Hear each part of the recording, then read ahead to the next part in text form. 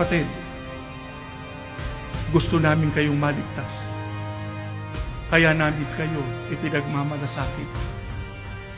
Ayaw namin na pagdating ng araw ng paghuhukom, hindi tatawagin ang pangalan niyo doon sa mga mapapalad na magtatamo ng bayang banal.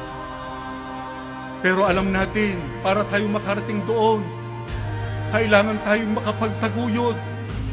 Pagka mayroong mga pagsubok, kailangan tayong makapagtaguyod. Pagka mayroong mga suliranin, kailangan tayong makarating sa hangganan kahit na ano pang kahadlangan na ating nasasagupa. Pero paano natin magagawa yan? Mahina tayo, hindi natin kaya. Tandaan natin ang itinuturo ng Biblia sa Panginoong Diyos, doon sa Kanya.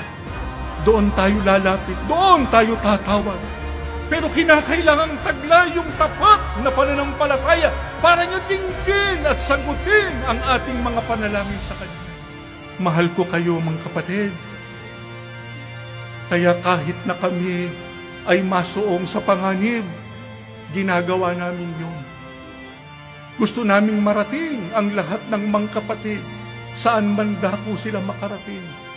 Sapagkat ang hangarin namin, yung kaligtasan, maiabot sa kanila, yung pangako ng Diyos ay makarating sa kanila at sila'y makapanatiling matatag at matibay sa kanilang pagkaiglesia ni Kristo.